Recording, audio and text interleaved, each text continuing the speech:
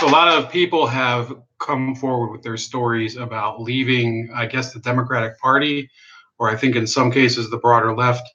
I would say a lot of these people do belong. They belong on the left wing side of the aisle, but simply the Democratic Party doesn't fulfill any of their actual policy policy positions or beliefs. I would say that in my case, this started in the year 2000. I was probably, and to be fair, I guess it started before I could vote. Now, Al Gore was running for president, and of course Bush was running against him. I was not. I mean, I was only 14 years old, so I couldn't vote anyway. I probably would have still not voted for Bush, but Gore's behavior during the campaign was as if, well, I've gone through these 8 years. I've suffered under Bill Clinton, who couldn't keep his pants on. And basically, I deserve to be president, and everybody else should just fall in line and just let it go. Keep the party going under me. I'm Al Gore. Doesn't matter that I don't have as much of a personality as Bill Clinton, but who are you going to vote for? This redneck from Texas? Well, in the event, the guy was a dead fish, and in fact, during the campaign, he behaved exactly like what I'm talking about. He behaved very arrogantly, as if the voters were too dumb to know the difference between a real policy position, a real vision for America, and basically a political establishment. And after the election, after of course he claimed that it was stolen from him, which it's debatable, the amount of butthurt and the amount of and the lack of humility on his part. He went on SNL and everybody was saying, well, we should let him. They made a mock-up of the Oval Office, and he was just lingering there as if he really deserved to be there. And I know that was supposed to be a self-deprecating joke, but the message from SNL at the time was that this is a legitimate president. Doesn't matter the fact that he ran a lackluster campaign, didn't really stand for anything, and nobody, for the life of me, I still don't know what Al Gore was trying to propose back then. And I probably would have ended up voting for Ralph Nader at the time if I could vote. 2004, I didn't vote at all. Ralph Nader was also running, but I didn't really see a point in voting because I knew Bush would win. And I consider myself a person of the left. I believed in environmentalism. In fact, I believed in a lot of I still do believe in a lot of the conservation policies that I grew up with. We grew up in an era, the 90s. People were talking about recycling, reusing, all of that stuff. Was reduce, reuse, and recycle. That every year at school we talk about it. Captain Planet was on TV.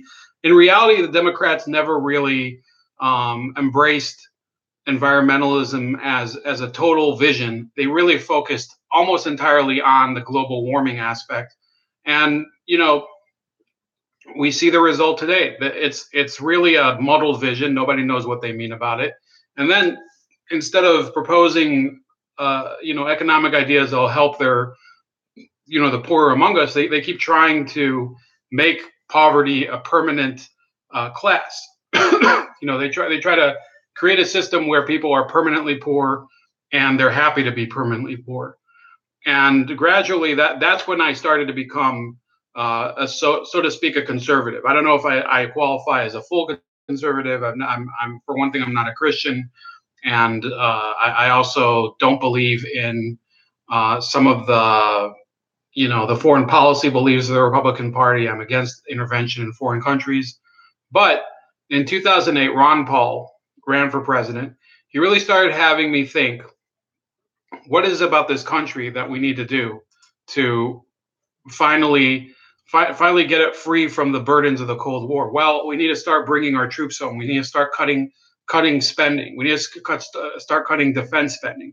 Ron Paul was the person who started really getting me towards a real economic vision of what conservatism really means, as opposed to some other writers I had been reading at the time, such as Larry Elder and John Stossel, that they alluded to the economic theory, but they weren't really going and mapping it out. So essentially, I have one person in the chat who already mentioned it. Ron Paul was mistreated in the 2012 primary. That doesn't really have to do with walking away from the Democratic Party, but you can see basically that the Democratic Party has ceased to be democratic. In 2004, the election I didn't vote in, Howard Dean was talking about how he's the leader of the Democratic wing of the Democratic Party. And that was just at the time. Nowadays we have actual documented proof that the Democratic Party does not want people at the bottom telling the people at the top what they want. They want people to basically swallow any policy that is most convenient, that will put their stock price, get it up. They're a party that's just as married to Wall Street as the old Republican Party is, and that's why a lot of people have decided to walk away. And it's not because they want to become full-on conservatives. In many ways, it's because they want to just have a freedom to choose somebody who most closely adheres to their vision. And I think that, to talk about more broadly what this means for the Democratic Party, what this means for the country, it could mean in the long term just the complete collapse of the party as a whole in some parts of the country. I live in a state, Ohio, that in 2010 the Democratic Party basically fell completely apart and it's never recovered because they don't replace people who have failed. They keep them going. We've had a person, Lee Fisher, who's run for office here several times. I don't think he's ever won. He's run for governor a couple times. He's run for senator. I think now he's like on the board of trustees of a university here. So you basically fail upward in the Democratic Party. That's how Al Gore got it. I mean, he failed. He lost the primary in 1992. They gave him the vice presidency. What did he do with the vice presidency? Nobody fucking knows. So then he runs for president, doesn't basically, he basically strikes out on it. And, then they make him into a symbol of the environmental movement, which he doesn't deserve. And I think that's really the problem with the Democratic Party. You don't, they reward failure with more and more influence and money and capability. Donna Brazile has never worked on a successful campaign in her life. She worked on the Dukakis '88 campaign. I think she was very superficially involved in the Clinton campaigns in the '90s.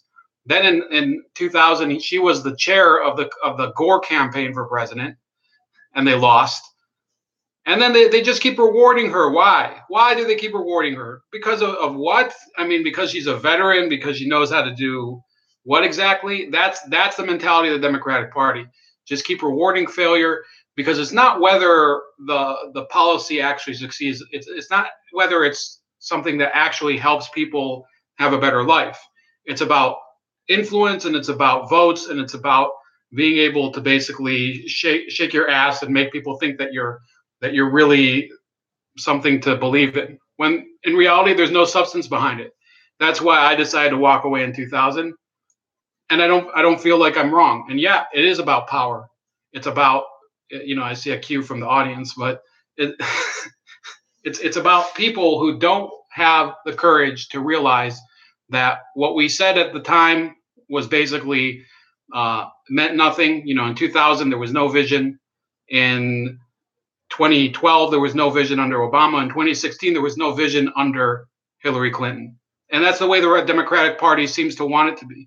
So that's about it. That's my walk away story. How about you guys? Let me know in the chat or in the description.